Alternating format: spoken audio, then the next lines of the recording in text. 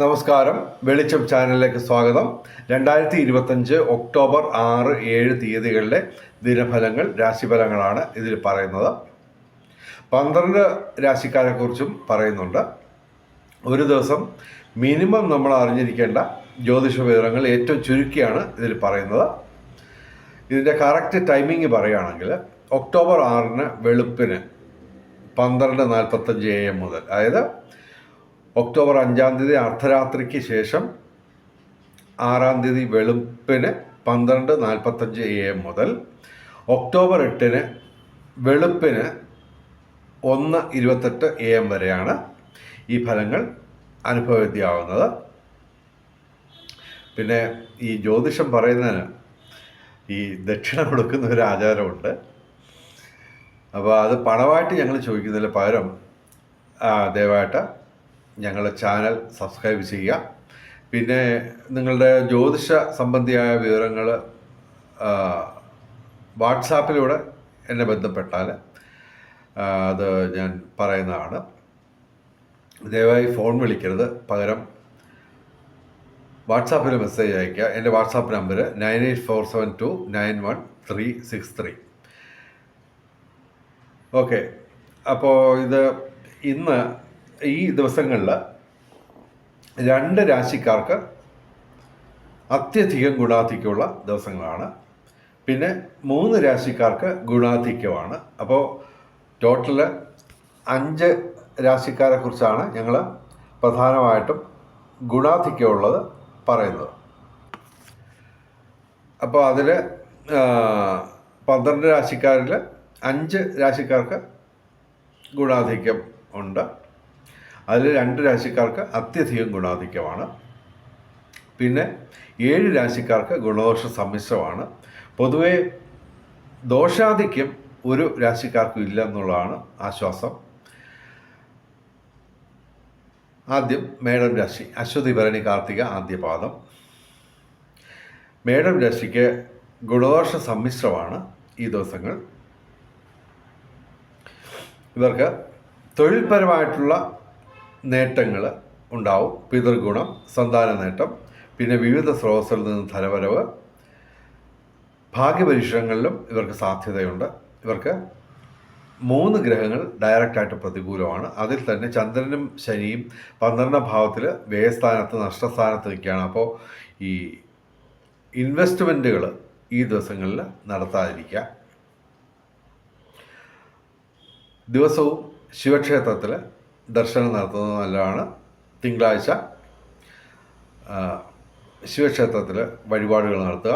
ചൊവ്വാഴ്ച മുരുകക്ഷേത്രത്തിൽ വഴിപാടുകൾ നടത്തുക. ശനിയാഴ്ച വ്രതമെടുത്ത് ഇവർക്ക് 7 ശനിയാണ്.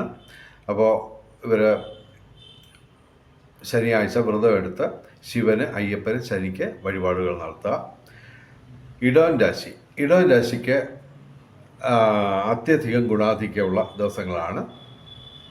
ഇടവൻ രാശി എന്ന് പറയുമ്പോൾ കാർത്തിക അവസാനം 3 പാദം, രോഹിണി, മകയിരം ആദ്യ 2 പാദം. ഇടവൻ രാശിക്ക് ഇടിവെട്ട് സൗഭാഗ്യമാണ്. ഇവർക്ക് ഉള്ള ഒരു പ്രത്യേകത എന്ന് പറഞ്ഞാൽ ഡയറക്റ്റായിട്ട് പ്രതികൂലമായിട്ട് ഒരു ഗ്രഹവുമില്ല. 3 ഗ്രഹങ്ങൾ ഗുണദോഷ സമ്മിശ്രമായിട്ടുള്ള ഫലം തരും. 6 ഗ്രഹങ്ങൾ ഇവർക്ക് ഡയറക്റ്റായിട്ട് അനുകൂലമാണ്. അതിൽ തന്നെ ശനിയും വ്യാഴവും നിൽക്കുന്നു. പിന്നെ ഇവർക്ക് ഒക്ടോബർ 18 ശേഷം വ്യാഴം അനുകൂലമല്ലാതാവും. ഇപ്പോൾ ധനസ്ഥാനത്ത് 2ാം ഭാവത്തിൽ ധനസ്ഥാനത്ത് നിൽക്കുകയാണ്. അപ്പോൾ ഇവർക്ക് ബന്ധങ്ങൾ ഊഷ്മളമാവും. അതുപോലെ തന്നെ ഭൗതിക സുഖങ്ങൾ ലഭിക്കും. വിവിധ സ്രോതസ്സിൽ നിന്ന് ധനവരവുണ്ടാവും. ദൈവാധീനമുണ്ട്. കലാസാഹിത്യ രംഗങ്ങളിൽ ഉയർച്ച പ്രതീക്ഷിക്കാം. കൃഷി, റിയൽ എസ്റ്റേറ്റ് മേഖലയിൽ ഇവർക്ക് നേട്ടമുണ്ടാവും. രാഷ്ട്രീയ രംഗത്തും പൊതുരംഗത്തും ഉയർച്ചയുണ്ടാവും.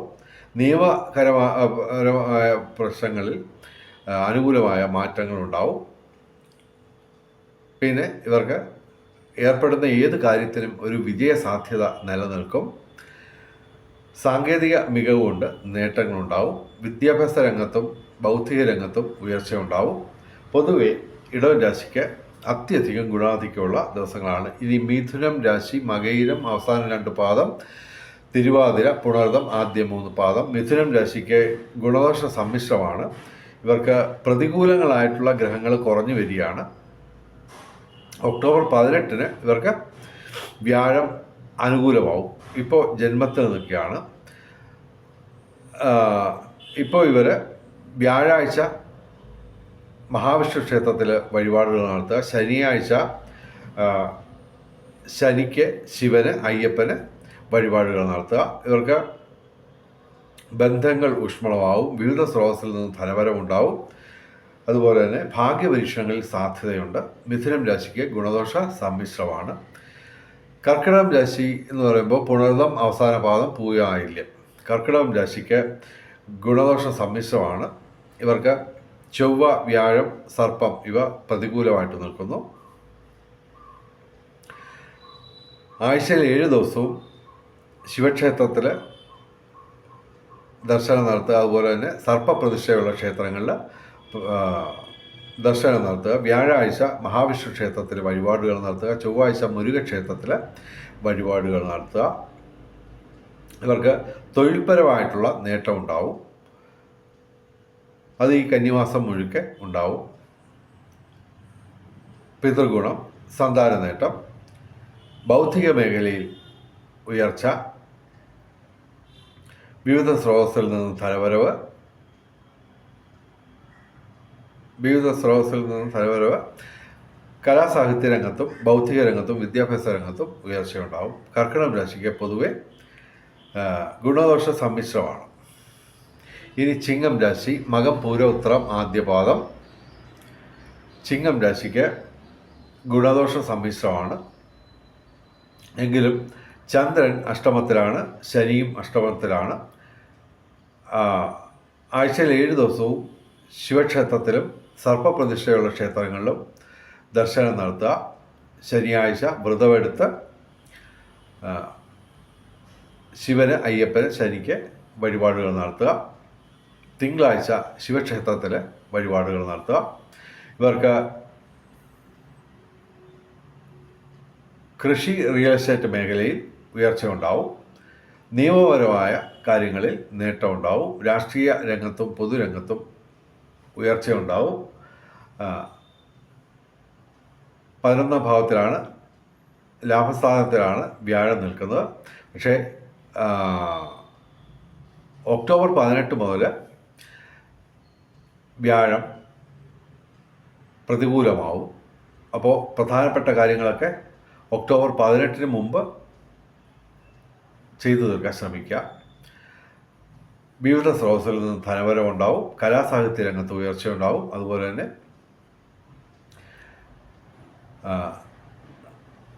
തീർത്ഥയാത്രകൾക്ക് സാധ്യത കാണുന്നു. അതുപോലെ തന്നെ ഭൗതിക സുഖങ്ങൾ ഉണ്ടാവും. അതുപോലെ തന്നെ ബന്ധങ്ങൾ ഊഷ്മളമാവും.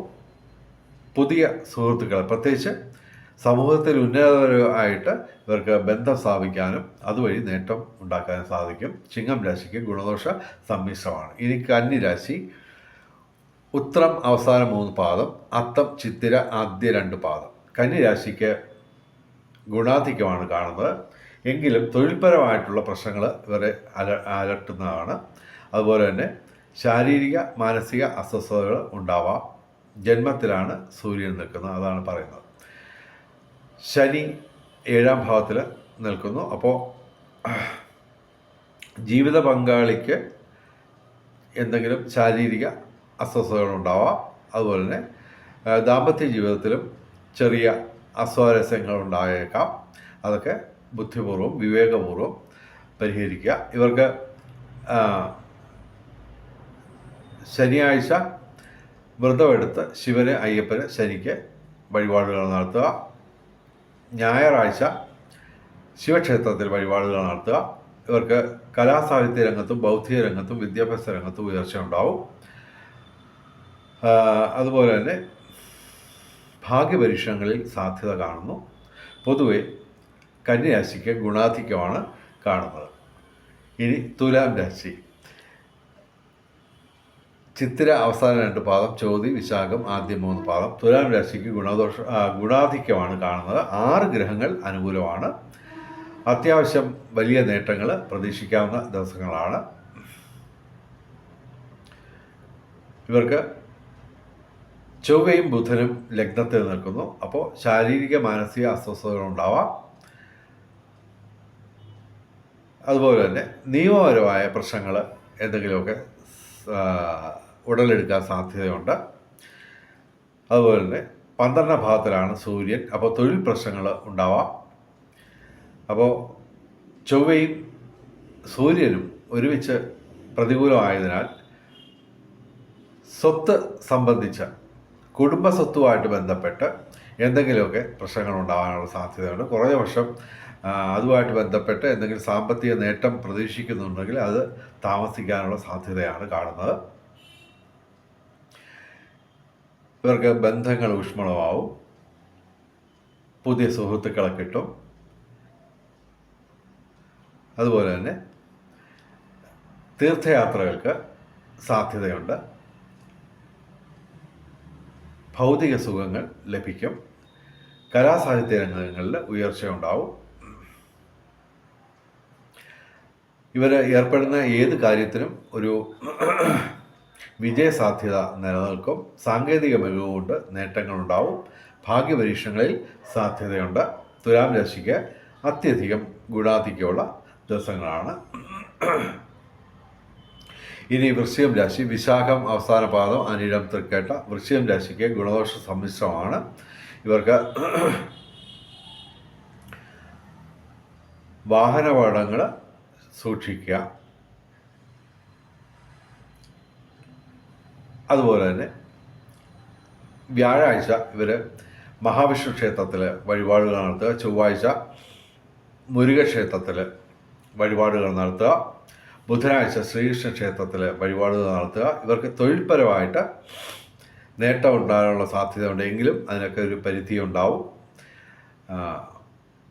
അതുപോലെ തന്നെ പിതൃഗുണം, സന്താന നേട്ടം ഇവയൊക്കെ ഉണ്ടാവുമെങ്കിലും അതിനും ഒരു പരിധി ഉണ്ടാവും. എങ്കിലും പൊതുവെ 5 ഗ്രഹങ്ങൾ ഗുണദോഷ സമ്മിശ്രമായിട്ട് നിൽക്കുന്നതുകൊണ്ട് ഇവർക്ക് ഗുണദോഷ സമ്മിശ്രമായിട്ടുള്ള ഫലങ്ങളാണ് ഞങ്ങൾ പറയുന്നത് വൃശ്ചികം രാശിക്ക്. ഇനി ധനുരാശി, മൂലം പൂരാടം ഉത്രാടം അവസാന പാദം. ധനുരാശിക്ക് ചന്ദ്രൻ അത്ര അനുകൂലമല്ല. എങ്കിലും ഇവർക്ക് 7 ഗ്രഹങ്ങൾ അനുകൂലമായിട്ട് നിൽക്കുന്നു. അപ്പോൾ ഇവർക്ക് ഇടിവെട്ട് സൗഭാഗ്യമാണ്. എങ്കിലും അതിനകത്ത് ചെറിയൊരു കുറവ് പ്രതീക്ഷിക്കാം. കാരണം എന്ന് പറഞ്ഞാൽ ചന്ദ്രൻ ഇവിടെ ഡയറക്റ്റായിട്ട് അനുകൂലമല്ല, എങ്കിലും പ്രതികൂലമല്ല. ഇവർക്ക് ശനി മാത്രമാണ് ഡയറക്റ്റായിട്ട് പ്രതികൂലമായിട്ടുള്ളത്. അതുകൊണ്ട് ശനിയാഴ്ച ഇവർ വ്രതമെടുത്ത് ശിവന്, അയ്യപ്പന്, ശനിക്ക് വഴിപാടുകൾ നടത്തുക. ഇവർക്ക് തൊഴിൽപരമായിട്ടുള്ള നേട്ടം അത് കന്നി തുല മാസങ്ങളിൽ മുഴുവൻ പ്രതീക്ഷിക്കാം. അതുപോലെ തന്നെ സന്താന നേട്ടം, പിതൃഗുണം ഇവ പ്രതീക്ഷിക്കാം. അപ്പോൾ അതുപോലെ തന്നെ ചൊവ്വയും ഇവർക്ക് അനുകൂലമാണ്. 11ാം ഭാവത്തിൽ ലാഭസ്ഥാനത്താണ് ചൊവ്വ നിൽക്കുന്നത്. അപ്പോൾ ചൊവ്വ, സൂര്യൻ, ശുക്രൻ, വ്യാഴം ഇത് 4ഉം അനുകൂലമായതുകൊണ്ട് പിതൃസ്വത്ത് ലഭിക്കാനും അല്ലെങ്കിൽ നേരത്തെ കിട്ടിയ പിതൃസ്വത്തുമായിട്ട് ബന്ധപ്പെട്ട് പൂർവിക സ്വത്തുമായിട്ട് ബന്ധപ്പെട്ട് ഇവർക്ക് കൃഷി, റിയൽ എസ്റ്റേറ്റ് മേഖലയിലൊക്കെ നേട്ടം ഉണ്ടാവാം. കലാസാഹിത്യ രംഗത്തും ബൗദ്ധിക രംഗത്തും വിദ്യാഭ്യാസ രംഗത്തും ഉയർച്ച ഉണ്ടാവും. അതുപോലെ തന്നെ രാഷ്ട്രീയ രംഗത്തും പൊതുരംഗത്തും ഉയർച്ച ഉണ്ടാവും. തീർത്ഥയാത്രകൾക്ക് സാധ്യത കാണുന്നു. ഭാഗ്യപരീക്ഷണങ്ങളിൽ സാധ്യത. പൊതുവെ ധനുരാശിക്ക് ഇടിവെട്ട് സൗഭാഗ്യം തന്നെയാണ് ഈ ദിവസങ്ങളിൽ. ഇനി മകരം രാശി, ഉത്രാടം അവസാന 3 പാദം, തിരുവോണം, അവിട്ടം ആദ്യ 2 പാദം. മകരം രാശിക്ക് ഗുണാധിക്യമാണ് കാണുന്നത്. 5 ഗ്രഹങ്ങൾ ഡയറക്റ്റായിട്ട് അനുകൂലമാണ്. ഇവർക്ക് 10ാം ഭാവത്തിൽ കർമ്മസ്ഥാനത്താണ് ചൊവ്വയും ബുധനും നിൽക്കുന്നത്. അപ്പോൾ കർമ്മമേഖലയിൽ ഇവർക്ക് തിരക്ക് പിടിച്ച ഒരു അവസ്ഥയായിരിക്കും ഇവരെ സ്വാഗതം ചെയ്യുക. എങ്കിലും അതുവഴി നേട്ടമുണ്ടാക്കാൻ പറ്റും. കൃഷി, റിയൽ എസ്റ്റേറ്റ് മേഖലയിൽ സാധ്യത കാണുന്നു. രാഷ്ട്രീയ രംഗത്തും പൊതുരംഗത്തും ഉയർച്ചയുണ്ടാവും. കലാസാഹിത്യ രംഗത്തും ബൗദ്ധിക രംഗത്തും വിദ്യാഭ്യാസ രംഗത്തും ഉയർച്ചയുണ്ടാവും. ഇവർ ഏർപ്പെടുന്ന എല്ലാ കാര്യത്തിലും ഒരു വിജയസാധ്യത നിലനിൽക്കുന്നു. കാരണം ശനി ഇവർക്ക് അനുകൂലമായിട്ട് 3-ാം ഭാവത്തിൽ അനുകൂലമായിട്ട് നിൽക്കുകയാണ്. ചന്ദ്രനും അനുകൂലമാണ്. സാങ്കേതിക രംഗത്ത് മികവ് പ്രകടിപ്പിക്കാൻ പറ്റും. വ്യാഴാഴ്ച ഇവർ മഹാവിഷ്ണു ക്ഷേത്രത്തിൽ വഴിപാടുകൾ നടത്തുക. മകരം രാശിക്ക് ഗുണാധിക്യമാണ് ഞങ്ങൾ പറയുന്നത്. ഇനി കുംഭം രാശി, അവിട്ടം അവസാന 2 പാദം, ചതയം പൂരിട്ടാതി ആദ്യ 3 പാദം. കുംഭം രാശിക്ക് ഗുണദോഷ സമ്മിശ്രമാണ്. എങ്കിലും വ്യാഴം മാത്രമാണ് ഇവർക്ക് ഡയറക്റ്റായിട്ട് അനുകൂലമായിട്ടുള്ളത്. എങ്കിലും 5 ഗ്രഹങ്ങൾ ഗുണദോഷ സമ്മിശ്രമായിട്ട് ഫലം തരും. അപ്പോൾ ഇവർക്ക് ഗുണദോഷ സമ്മിശ്രമായിട്ട് ഞങ്ങൾ ഫലം പറയുന്നു. ഇവർക്ക് സർപ്പം, സൂര്യൻ, ശനി ഇവ ഡയറക്റ്റായിട്ട് പ്രതികൂലമാണ്. ഇവർക്ക് അഷ്ടമത്തിലാണ് സൂര്യൻ നിൽക്കുന്നത്. അപ്പോൾ തൊഴിൽപരമായ പ്രശ്നങ്ങൾ ഉണ്ടാവാം. ആഴ്ചയിൽ 7 ദിവസവും ഇവർ ശിവക്ഷേത്രത്തിൽ ദർശനം നടത്തുക. അതുപോലെ തന്നെ സർപ്പപ്രതിഷ്ഠയുള്ള ക്ഷേത്രങ്ങളിലും ദർശനം നടത്തുക. ശനിയാഴ്ച ഇവർ ശിവന്, അയ്യപ്പന്, ശനിക്ക് വഴിപാടുകൾ നടത്തുക. പിന്നെ ഇവർക്ക്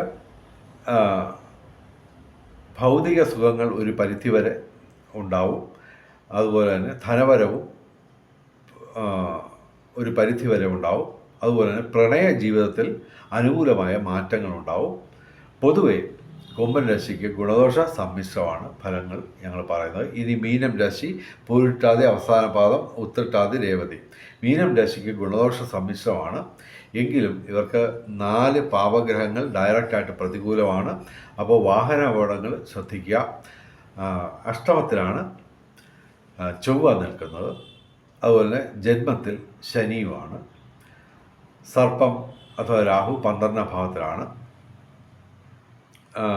സൂര്യൻ 7-ാം ഭാവത്തിലുമാണ്. അപ്പോൾ ഇവർ ആഴ്ചയിൽ 7 ദിവസവും ശിവക്ഷേത്രത്തിൽ ദർശനം നടത്തുക. അതുപോലെ തന്നെ സർപ്പപ്രതിഷ്ഠയുള്ള ക്ഷേത്രങ്ങളിൽ ദർശനം നടത്തുക എല്ലാ ദിവസവും.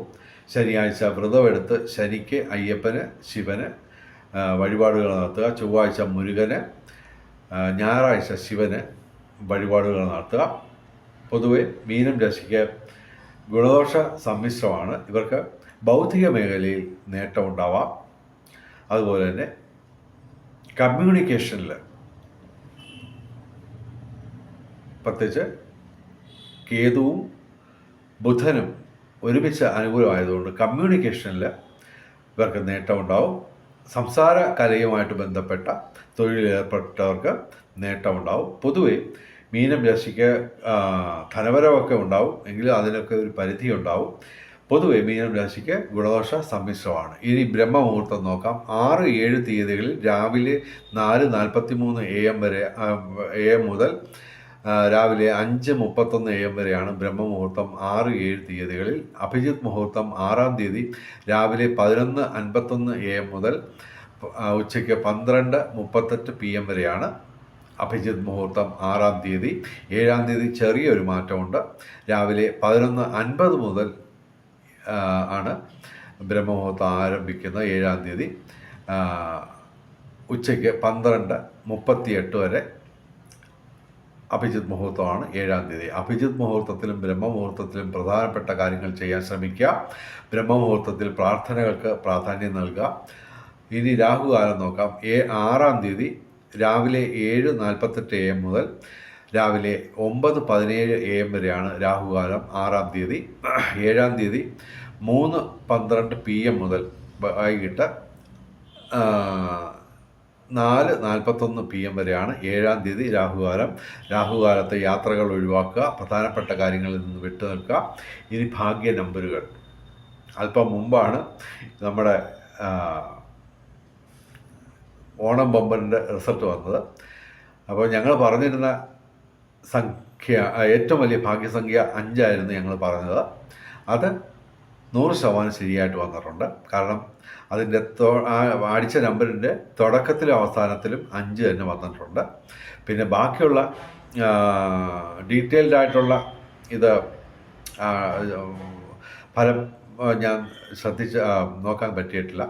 എങ്കിലും പൊതുവെ ഞങ്ങൾ പ്രതീക്ഷിക്കുന്നത് മിക്കവാറും നമ്പറുകളെല്ലാം ഞങ്ങൾ പറഞ്ഞിട്ടുള്ള നമ്പറുകളുമായിട്ട് ബന്ധമുള്ള നമ്പറുകളായിരിക്കണം ഉണ്ടായിരിക്കുന്നത്. എന്തായാലും ഒന്നാം സമ്മാനത്തിന് 25 കോടി അടിച്ചേക്കുന്നത് ഞങ്ങൾ പറഞ്ഞ പോലെ ഭാഗ്യസംഖ്യ 5 അതിൻ്റെ തുടക്കത്തിലും അവസാനത്തിലും 5 തന്നെ വന്നിട്ടുണ്ട്.